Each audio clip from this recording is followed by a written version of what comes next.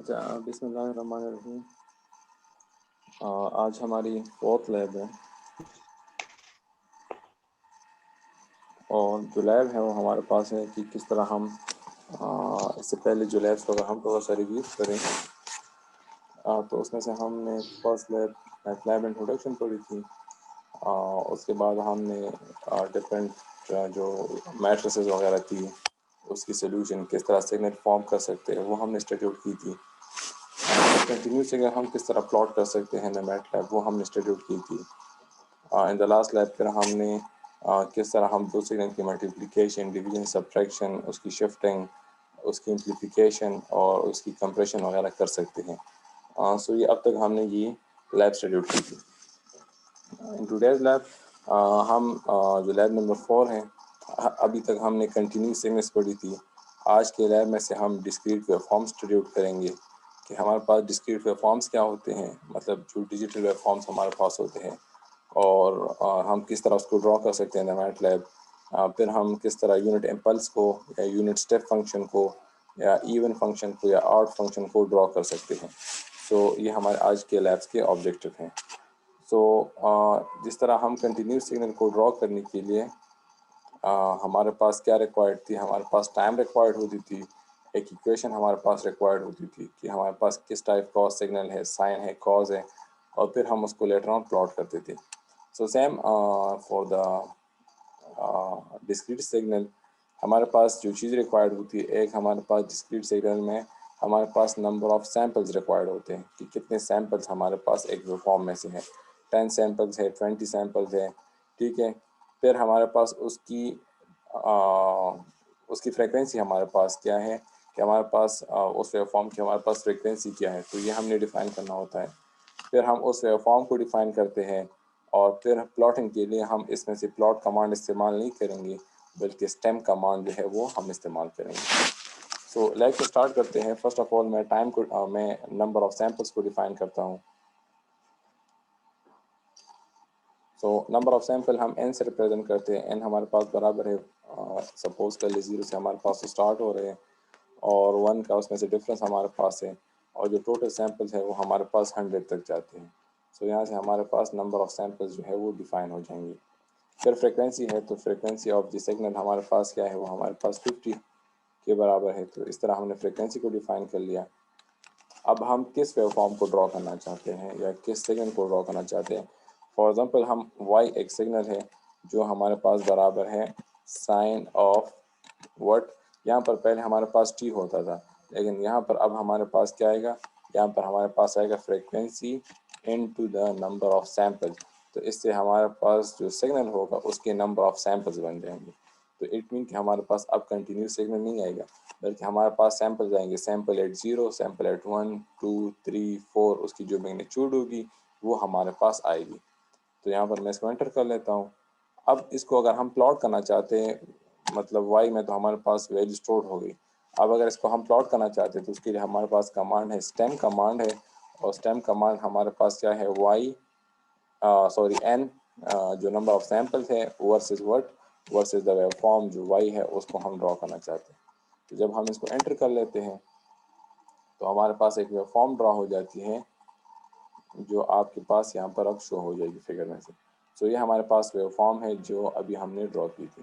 सो इसमें हमारे पास देखिए, इसमें हमारे पास टोटल नंबर ऑफ सैम्पल जो है वो 100 के बराबर है और ये हमारे पास से स्टार्ट हो रही है और 100 तक जा रही है और हर एक 1 पे हमारे पास एक सैम्पल हमारे पास लाइक कर रही है। अगर मैं नंबर ऑफ सैम्पल्स को चेंज कर लूँ, फॉर एग्जांपल अगर मैं कह लूँ कि मेरे पास n वही है, फ्रिक्वेंसी मेरे पास 50 हर्ट्ज सॉरी, अगर यहाँ से इसको मैं थोड़ा सा क्लियर कर लूँ और दोबारा से इसको नंबर ऑफ सैम्पल्स को अगर मैं डिफाइन कर लूँ कि वो मेरे पास 5 पे, ये 0 पर है, 5 पर है, फिर 10 पर है, फिर 20 पर है, 15 पर है, तो हर एक सैम्पल के दरमियान 5 का गैप अब हमारे पास आ जाएगा। सो यहाँ से हम फ्रिक्वेंसी को दोबारा डिफाइन कर लेते हैं, सिग्नल को दोबारा डिफाइन कर लेते हैं और यहाँ से हम इसको प्लॉट कर लेते हैं। तो स्टेम कमांड। सो अब हमारे पास जो है फॉर्म आएगा, अगर आप उसको थोड़ा सा रिव्यू कर लें तो आपके पास जो नंबर ऑफ सैम्पल्स है वो अब 0 पर लाई करती हैं, 5 पर लाई करेगी, फिर इस तरह 10 पर, फिर 15 पर, फिर इस तरह हर एक इंस्टेंट पर वो हमारे पास लाई करेगी। तो ये हमारे पास क्या हो जाती है, नंबर ऑफ़ सैंपल्स हमारे पास इस तरह हो जाते हैं।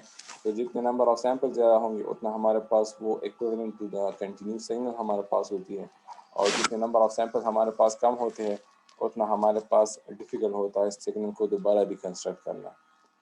सो ये हमारे पास क्या है, ये हमारे पास plotting of the discrete signal है। अगर हम कोई और सिग्नल को प्लॉट करना चाहते हैं, फॉर एग्जांपल मैं प्लॉट करना चाहता हूँ दोबारा से स्क्वायर सिग्नल को, तो यहाँ से मैं इसकी जो गैप है फॉर एग्जांपल मैं 2 रख लेता हूँ, दोबारा से फ्रिक्वेंसी में डिफाइन कर लेता हूँ कि वो 50 के बराबर है, और यहाँ से जो सिग्नल है अब वो मेरे पास बराबर है cos f ऑफ n। और अब अगर दोबारा इसको मैं प्लॉट कर लूँ तो मेरे पास cos सिग्नल की इस तरह की प्लॉटिंग मेरे पास आ जाएगी, जो हमारे पास एक्चुअली एक डिस्क्रीट सिग्नल है। सो ये सर हमारा जी सर इसका रिजल्ट कहाँ पर शो हो रही है सर? रिजल्ट की वेबफॉर्म, अच्छा आपको वेबफॉर्म मेरे ख्याल से शो नहीं हो रहा, एक मिनट यार। यस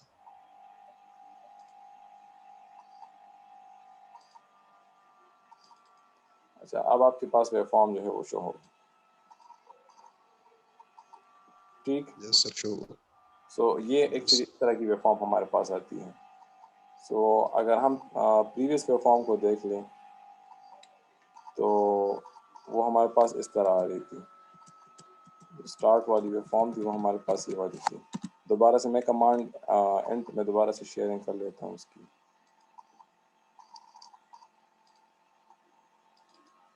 तो दोबारा से ये मेरे पास जो इनिशियल वेबफॉर्म थी वो मेरे पास ये वाली आ रही थी, फ्रिक्वेंसी मैंने डिफाइन कर ली, फिर जो साइन वेवफॉर्म थी वो मेरे पास थी, ये मेरे पास आ गई, और फिर लास्ट में से अगर हम इसको स्टेम कर लें तो मेरे पास जो वेवफॉर्म थी वो ये वाली आ रही थी। तो अगर आप इसको देख लें तो ये वाली वेवफॉर्म हमारे पास आ रही थी।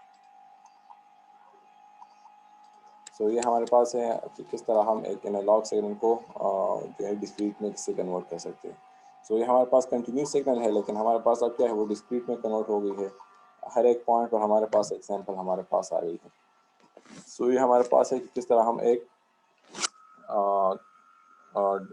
डिस्क्रीट सिग्नल को हम ड्रॉ कर सकते हैं। अच्छा अब हम ड्रॉ करना चाहते हैं कि किस तरह हम मैटलैब में से एक यूनिट इम्पल्स फंक्शन को ड्रॉ करेंगे। सो अब अगर हम यूनिट इम्पल्स फंक्शन को ड्रॉ करना चाहते हैं तो इसके लिए मैं दोबारा से मैटलैब की तरफ आ जाता हूँ, ठीक है। यूनिट इम्पल्स फंक्शन हमारे पास क्या होती है कि उसकी मैग्नीट्यूड हमारे पास 0 पर 1 के बराबर होती है, और उससे पहले भी इसकी मैग्नीट्यूड 0 के बराबर होती है, और उससे बाद भी इसकी मैग्नीट्यूड जो है वो हमारे पास 0 के बराबर होती है।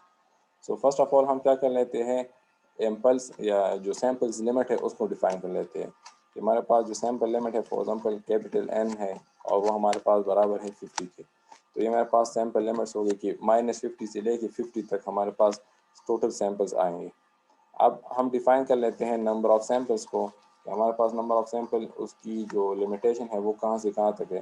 तो n मेरे पास बराबर है माइनस कैपिटल N, और फिर हमारे पास ये 1 का उसमें से गैप होगा, और फिर वो हमारे पास जाती है टोटल n तक। तो जब आपके पास ग्राफ शो होगा तो वो -50 से लेके 50 तक आपके पास शो हो जाएगा। तो ये मेरे पास सैम्पल्स भी डिफाइन हो गए, नंबर ऑफ सैम्पल्स भी डिफाइन हो गए। अब हम क्या करते हैं, इम्पल्स फंक्शन को डिफाइन करते हैं कि मेरे पास जो इम्पल्स फंक्शन u है वो मेरे पास किस चीज़ के बराबर है, वो मेरे पास बराबर है ज़ीरोस के। कहाँ से कहाँ तक ज़ीरो है, 1 से लेके n तक हमारे पास वो ज़ीरोस के बराबर है। इट मीन कि हमारे पास 1 से लेके 50 तक वो हमारे पास 0 के बराबर है। फिर 1 के वो बराबर हैं 8.0, और फिर ज़ीरोस के बराबर है, ज़ीरोस के बराबर है कहाँ से, 1 से लेके n तक। तो 1 से लेके n तक मेरे पास ये फिर ज़ीरोस के बराबर है। तो यहाँ से मेरे पास क्या हो गया, मेरे पास यूनिट स्टेप फंक्शन जो है वो डिफाइन हो जाती है।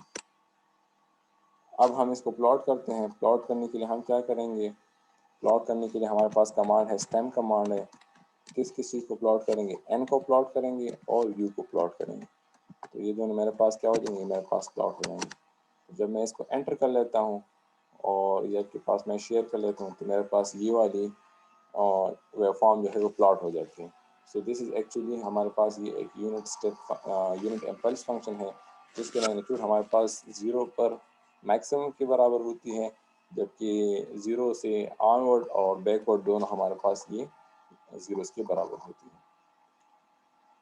सो ये हमारे पास क्या है, ये हमारे पास इम्पल्स फंक्शन है। अब नेक्स्ट हम एक और फंक्शन को ड्रॉ करते हैं, इसको मैं दोबारा से क्लियर कर लेता हूँ। अब हम ड्रॉ करना चाहते हैं यूनिट स्टेप फंक्शन को।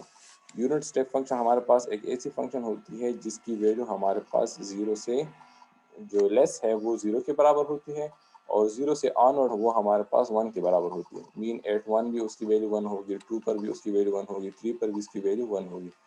तो अगर हम इसको ड्रॉ करना चाहते हैं तो इसके लिए हम फर्स्ट नंबर ऑफ जो सैम्पल्स लिमिट है वो हमारे पास 50 के बराबर है। फिर लिमिट हमारे पास n की क्या है, वो हमारे पास -n से स्टार्ट हो रही है, 1 का उसमें से डिफरेंस हमारे पास है, और टोटल n तक हमारे पास वो जो है वो सैंपल्स जा रहे हैं। ठीक है, अब हम दोबारा u की तरफ आते हैं।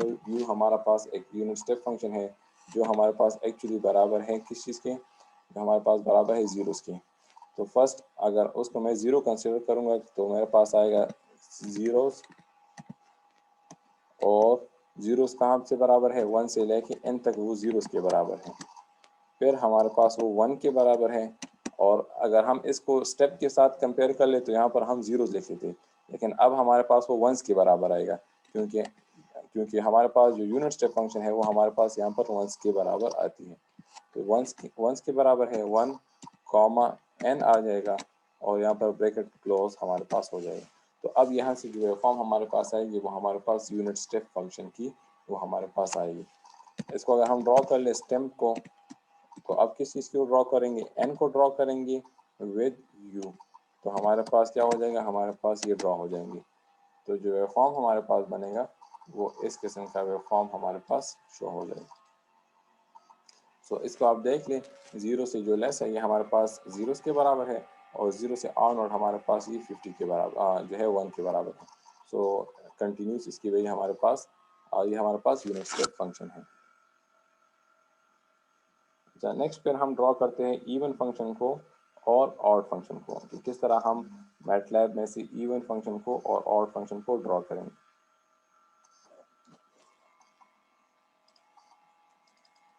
सो यहाँ से मैं इसको क्लियर कर लेता हूँ।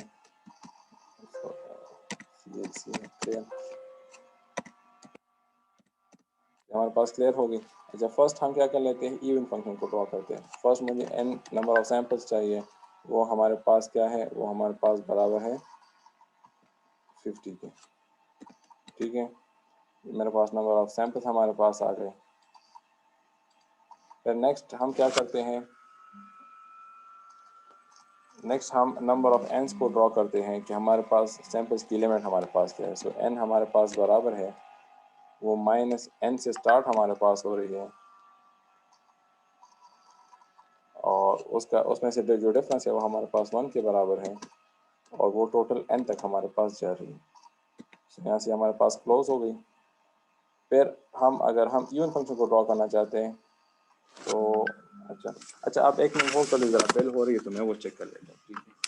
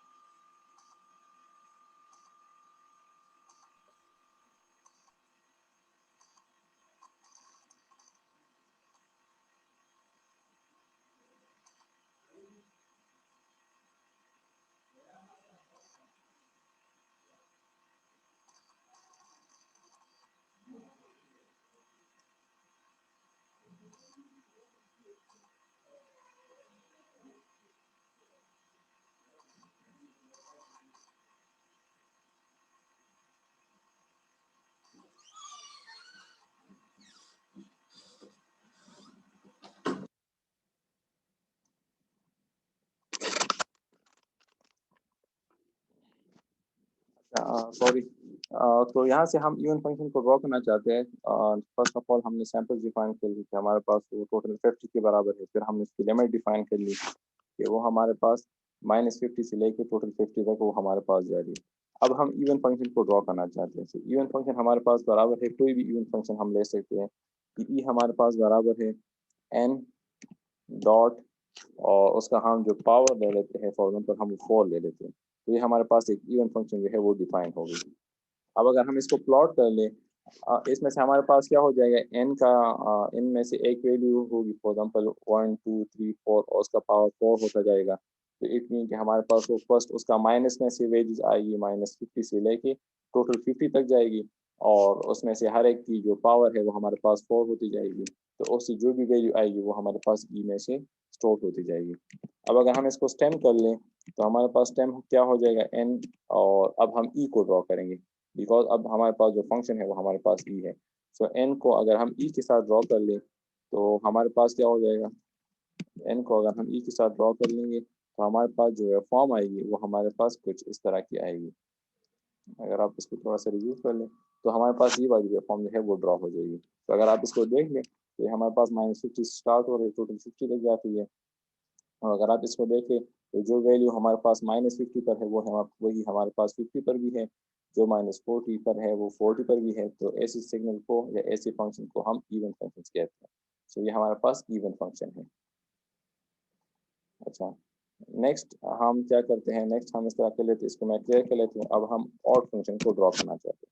तो ऑड फंक्शन को हम किस तरह ड्रॉ करेंगे, एक डिस्क्रीट ऑड फंक्शन को। अब हम क्या कर लेते हैं, हम दोबारा से n को डिफाइन कर लेते हैं कि n फॉर एग्जाम्पल मेरे पास वही 50 के बराबर है।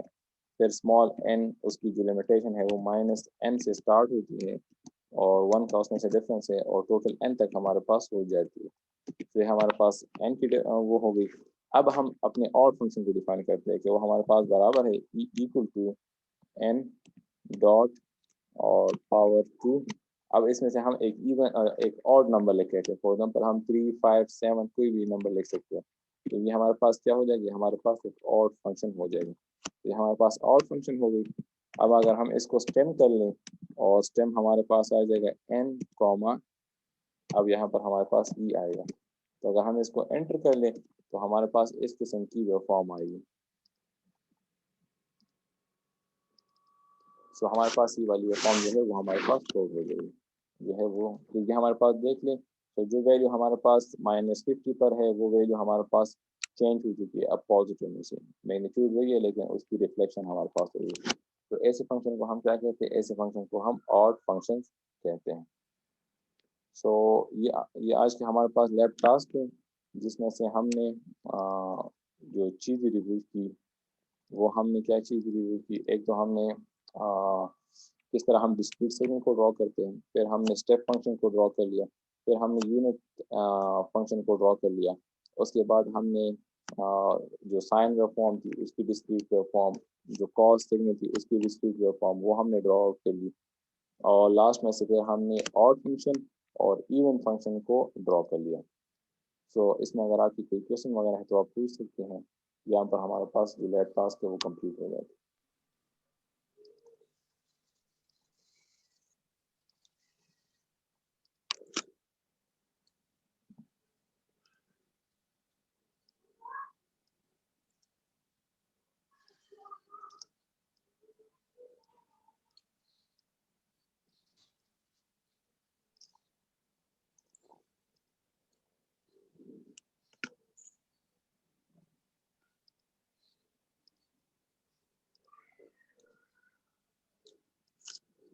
कोई क्वेश्चन आया है तो आप पूछ के, नहीं है तो यहाँ पर लैब टास्क कंप्लीट होगा।